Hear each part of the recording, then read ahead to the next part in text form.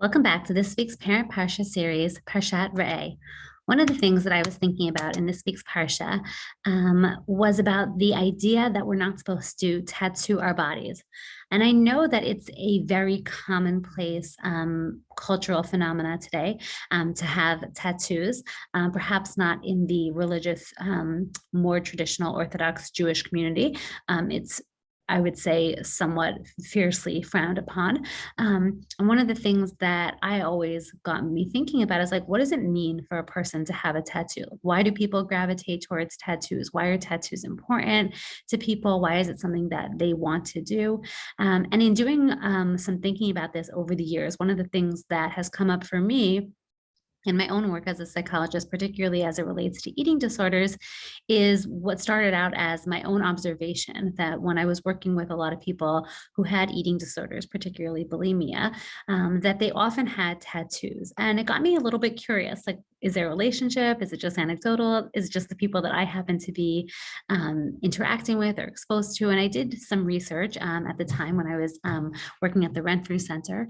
And one of the things I did notice is that there was a relationship between the two. And one of the ways that I started thinking about it, and the research was talking about it, is that oftentimes people get tattoos because they are looking for a way in which to communicate to the outside world through their bodies exactly how they feel, what they stand for, what their beliefs are, instead of actually communicating it with their words as they meet people and develop relationships with and are kind of thoughtful about who they choose to share different values with, that not every single person needs to know every single thing about them, that different people have different relationships with people.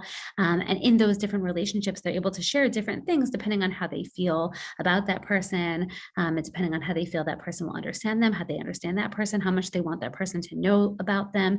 And it's always been so fascinating to me to think about the fact that the Torah takes such a strong stance about this. It's not wishy-washy. It's so clear. It says, lo titzkodu, you should not harm your body in this physical way. You shouldn't brand your body. It's very clear. It's very thoughtful.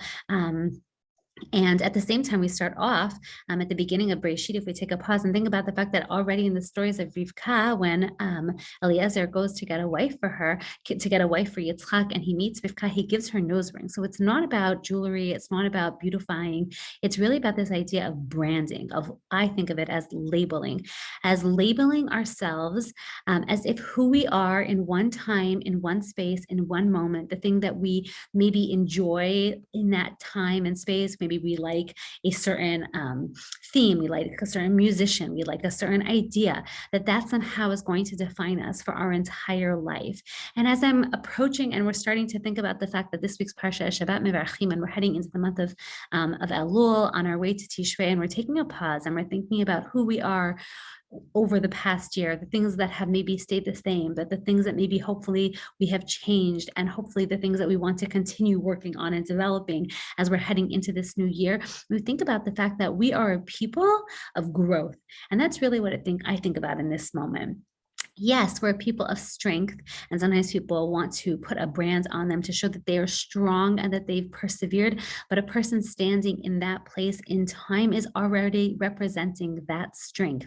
And the idea, I think one potential idea, this idea of lo titzkodu to do, is this idea of we're not locked in space and time into one idea. Our body is a manifestation, it is a vessel of that which is inside, and our inside is always transient. We're always learning more. Please God, the person I was yesterday is not the person I am today.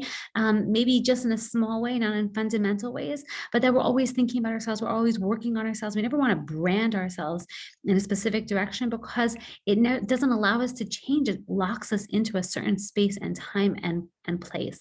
And I think that this is a larger concept, this idea, first of all, of honoring our bodies, that Hashem gave us our bodies. They are a gift. They're a gift to treasure. They're a gift to be kind to. They're a gift to take care of.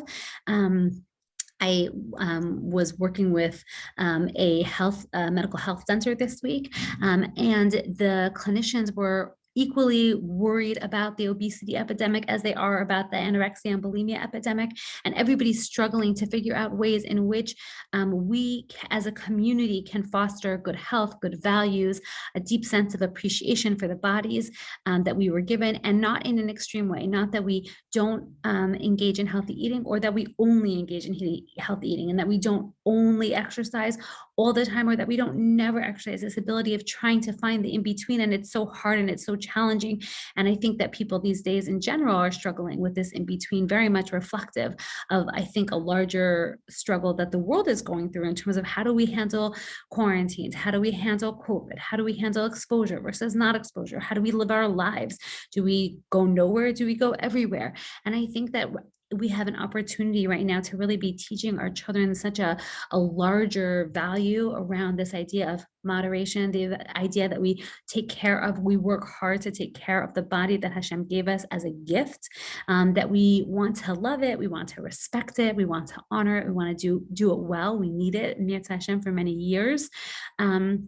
And at the same time, recognizing that our bodies shift and our bodies change, and it's okay, because it's actually a manifestation of the fact that we shift and we change. We don't brand ourselves in a specific way because we have the ability and capability to shift and change over time, and really helping our children to embrace this idea of shifting and changing. And the only way that they can do that, aside from modeling it, but is also being able to hear that it is allowed and it's encouraged and it's part of our culture and it's part of what we're working on. And this idea of growth and development in the context of both our bodies and our spiritual sense, and that the two are very much tied together.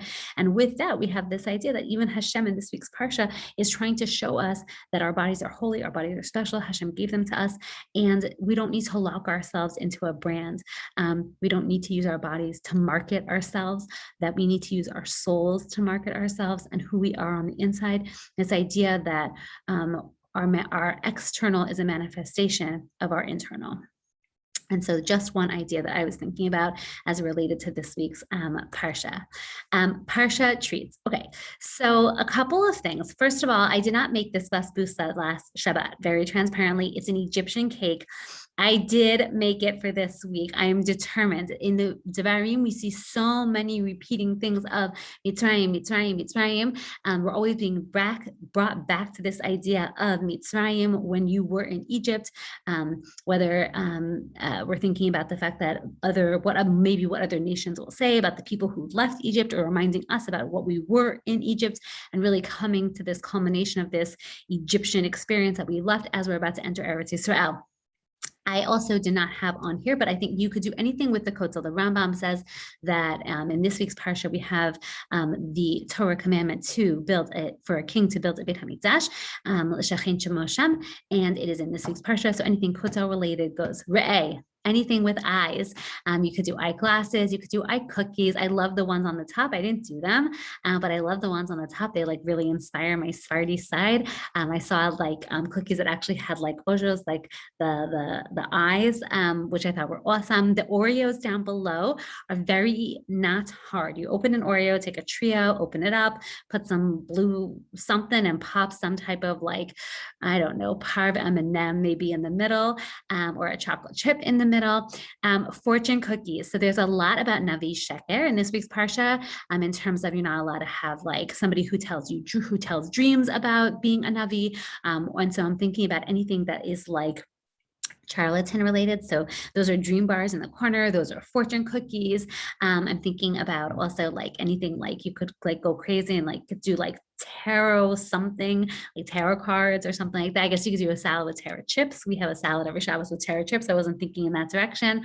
So I think there's like a lot of fun stuff to do. I think I also was like kind of on the fence about this. So I think you have to make your own decision. You could very easily, again, like it's a little complicated. Like they're muksa, the temporary tattoos. And I was trying to figure out a way to make them unmuksa, to use them as a like a centerpiece or like a napkin ring or something like that. But again, it's like so countercultural to like who we are, but it could be a very good discussion point. So I'm like a little mixed. It's late Thursday night and I haven't exactly like decided where I have fallen on this issue. So I guess it is probably moot because I don't think I have temporary tattoos in my house. So it might just be a non-starter. It may not even get off the ground. But those are some of the things I'm thinking about. Wishing everybody a Chodesh Tov, a healthy month coming up, and a welcome to the Lairfield family, to the Riverdale Minion family and community. We're so happy to have you. Wishing everybody a Shabbat Shalom, a healthy Shabbat, a peaceful Shabbat, and a Chodesh Tov.